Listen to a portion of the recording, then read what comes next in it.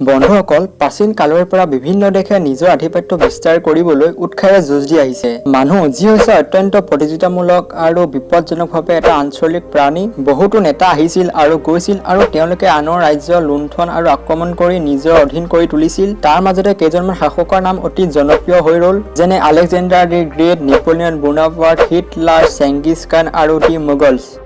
এই সকলো সময়তে এনে কিছুমান দেশ আছে যি কেতিয়াও আনৰ আক্ৰমণ হোৱা নাই বা হৈছিল যদিও তেওঁলোকে সম্পূৰ্ণৰূপে দমন কৰিব পৰা নাই। তেন্তে বন্ধুসকল আজি মই দেখাব বিচাৰিছো বিশ্বৰ 10খন শক্তিশালী দেশ যাক আক্ৰমণ কৰাটো অত্যন্ত কঠিন। তেন্তে বলক আজি এই ভিডিঅ'টো আৰম্ভ কৰোঁ। নম্বৰ 10 ভূটান। ভূটান হৈছে হিমালয়ৰ 6000 লোকৰ সৈন্যৰ সৈতে থকা এখন নিৰ্জন দেশ আৰু আপোনালোকে জানি আচৰিত হ'ব যে ভূটানত কোনো আৰ্টিলাৰী আৰু বায়ু সেনা নাই। ভূটানে এই তালিকাত স্থান পোৱাৰ কাৰণ হৈছে কেতিয়াও আক্ৰমণ নকৰাৰ ইতিহাস। যদিও 1700 দশকত ব্ৰিটিছসকলে ইয়াক আক্ৰমণ কৰিছিল কিন্তু কেতিয়াও সম্পূৰ্ণৰূপে জয় কৰা হোৱা নাছিল। তাৰ ভূখণ্ডৰ বাবে ইয়াক আক্ৰমণ কৰাটো অসম্ভৱ। বন্ধুসকল ইয়াৰ আৰু এটা মেইন কাৰণ হৈছে ভূটানৰ চাৰিওফালে 300 মিটাৰ উচ্চতাৰ কেৱল পাহাৰ আছে, যাৰ বাবে আক্ৰমণকাৰী টেংকবোৰ চলিবলৈ কোনো সুযোগ নাই। লগতে ইয়াৰ উপৰি এজন সুন্দৰ বন্ধু ভাৰতে এই সৰু দেশখনক সুৰক্ষাৰ অধীনত লোৱাৰ সিদ্ধান্ত লৈছে।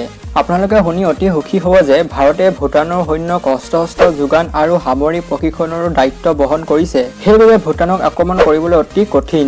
Number 9 Iran. বন্ধুসকল ইৰাণক দুৰ্গ ইৰাণ বুলিও কোৱা হয় কিয়নো ইয়াৰ ভৌগোলিক অৱস্থা বেছিভাগেই হৈছে পাহাৰীয়া। বন্ধুসকল ইৰাণত আধা নিযুতকৈও অধিক সৈন্যৰ জনশক্তি আছে। লগতে ইয়াত 1658খন টেংক আছে আৰু 137খন বায়ু বিমান আছে আৰু লগতে ইৰাণত আণ্ডাৰগ্ৰাউণ্ড মিছাইল ঘাটিৰ নেটৱৰ্ক আছে, যাৰ বাবে এই ইৰাণ দেশখন অতি শক্তিশালী হৈ পৰে। Number 8 Australia. অষ্ট্ৰেলিয়া হৈছে সাগৰৰ মাজত উপঙি থকা এখন দেশ। দ্বিতীয় বিশ্বযুদ্ধৰ সময়ত জাপানে অষ্ট্ৰেলিয়াক আক্ৰমণ কৰাৰ পৰিকল্পনা কৰিছিল, কিন্তু পাছত জাপানে এই পৰিকল্পনাবোৰ বাতিল কৰিছিল কিয়নো অষ্ট্ৰেলিয়াৰ মাছ অংশ অকল মৰুভূমিৰে ভৰা আৰু অষ্ট্ৰেলিয়াৰ 70% অংশ মৰুভূমিৰে আৱৰা আৰু অষ্ট্ৰেলিয়াৰ প্ৰায়ভাগ জনসংখ্যা আৰু প্ৰায়ভাগ ৰাজ্যই সাগৰৰ পাৰত আছে। সেইবাবে অষ্ট্ৰেলিয়াক আক্ৰমণ কৰিবলৈ হলে ইয়াৰ মৰুভূমিৰ মাজেৰে পাৰ হৈ যাব লাগিব আৰু এই মৰুভূমিৰ মাজতে আছে অষ্ট্ৰেলিয়ান গেৰিলা আৰ্মি, যাক পৰাস্ত কৰাটো অতি কঠিন। Number 7 Switzerland. বন্ধুসকল ছুইজাৰলেণ্ড হৈছে এখন ঠাণ্ডা প্ৰকৃতিৰ দেশ আৰু 1815 চনৰ পৰা এই দেশখনে কাৰো লগতে যুদ্ধত লিপ্ত হোৱা নাই। সেইবুলি এই দেশখনৰ ডিফেন্স চিষ্টেমটো নুই কৰিব নোৱাৰি।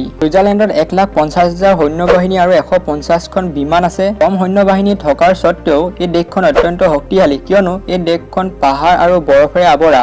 বৰফময় অৱস্থাত যুদ্ধ কৰাটো অতি কঠিন যদিও এই দেশৰ সৈন্যবাহিনীবোৰ এইবোৰ ক্ষেত্ৰত পাৰ্গত হৈ আছে। আৰু ছুইজাৰলেণ্ড ফ্ৰান্স, জাৰ্মানী আৰু USA দৰে শক্তিশালী দেশৰ সৈতে ভাল বন্ধুত্ব আছে। গতিকে এই দেশৰ আক্ৰমণ কৰিব হলে প্ৰথমতে এই দেশবোৰক পৰাস্ত কৰিব লাগিব, যিটো অতি অসম্ভৱ আৰু কেতিয়াও সম্ভৱ হ'বও নোৱাৰে। Number 6 north Korea. এই দেশখনত নৰ্থ কোৰিয়া বুলি নকৈ কিম জং উন বুলি ক'লেও ভুল নহয়। এই দেশখনত 1 মিলিয়নতকৈ অধিক সক্ৰিয় সৈন্য আছে, 42খন টেংক আছে আৰু লগতে 222খন হেলিকপ্টাৰ আছে। এই দেশখনৰ সকলোতকৈ শক্তিশালী পইণ্টটো হৈছে যে এই দেশখনত পাৰমাণৱিক অস্ত্ৰৰে ভৰপূৰ আৰু এই পাৰমাণৱিক অস্ত্ৰবোৰৰ পৰিসৰ আমেৰিকা যুক্তৰাষ্ট্ৰৰ পশ্চিম উপকূল পৰ্যন্ত হ'ব পাৰে। সেইবাবে আমেৰিকা যুক্তৰাষ্ট্ৰৰ দৰে অতি শক্তিশালী দেশেও এই দেশৰ লগত যুদ্ধ কৰাৰ পৰা বিৰত থাকে। এই দেশখন অত্যন্ত শক্তিশালী আৰু এই দেশে কাৰোলৈ ভয় নকৰে। সেইবাবে এই দেশখনৰ ডিফেন্স চিষ্টেমটো অত্যন্ত আগবঢ়া। Number 5 Israel. বন্ধুসকল ইজৰাইল হৈছে এনেকুৱা এখন দেশ যাৰ চৌপাশে থকা দেশবিলাকেও এই দেশখনক পচন্দ নকৰে। ইজৰাইলে ইয়াৰ 69 বছৰৰ ইতিহাসত 8খন যুদ্ধত আছে আৰু এখন যুদ্ধতো ই হৰা নাই।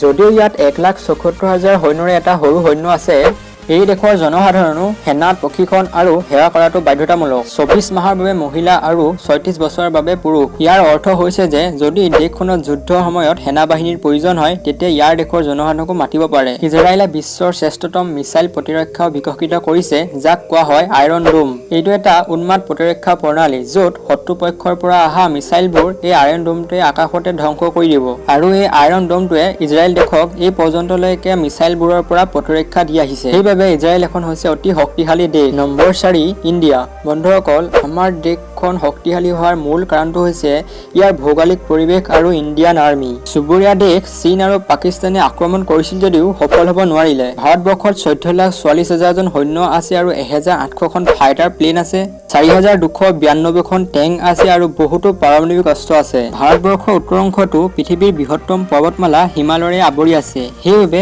উত্তৰ অংশ দি আক্ৰমণ কৰাটো অতি কঠিন। আৰু দক্ষিণ অংশটো মহাসাগৰে আৱৰি আছে আৰু এই মহাসাগৰতে থাকে ইণ্ডিয়ান নেভি, যাক পৰাস্ত কৰাটো অতি কঠিন। সেইবাবে ভাৰতবৰ্ষ এখন অতি শক্তিশালী দেশ। Number 3 Canada. বন্ধুসকল, কানাডা হৈছে এখন অতি নম্ৰ দেশ, কিন্তু যুদ্ধৰ ক্ষেত্ৰত এই দেশখন ভাল আৰু নম্ৰ নহয়। এই দেশখনত 95,000 উচিত প্ৰশিক্ষিত সৈন্য আছে। অতি কম সৈন্য থকাৰ স্বত্বেও এই দেশখন অতি শক্তিশালী হোৱাৰ মূল কাৰণ হৈছে আমেৰিকা যুক্তৰাষ্ট্ৰ।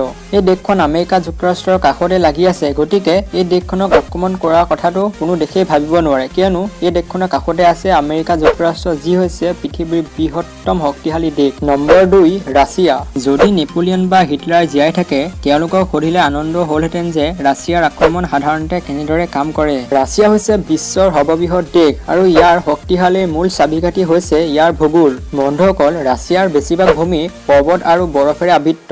ৰাছিয়াত 8,45,000 জন সৈন্য আছে, 3,500খন ফাইটাৰ প্লেন আৰু 350খন যুদ্ধ জাহাজ আছে, আৰু ৰাছিয়াৰ ওচৰত প্ৰায় 60,000 মান পাৰমাণৱিক অস্ত্ৰ আছে। সেইবাবে ৰাছিয়া এখন অতি শক্তিশালী দেশ। নম্বৰ 1 আমেৰিকা যুক্তৰাষ্ট্ৰ।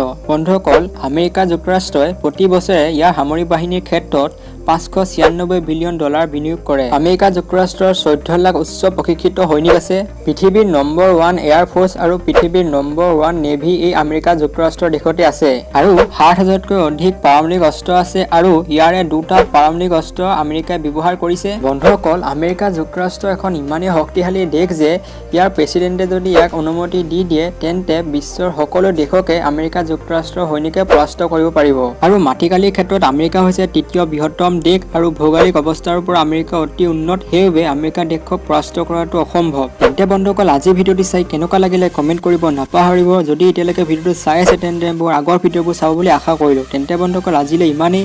টেক কেয়াৰ, পিছ, জয় আই অসম, বাই বাই গাইজ।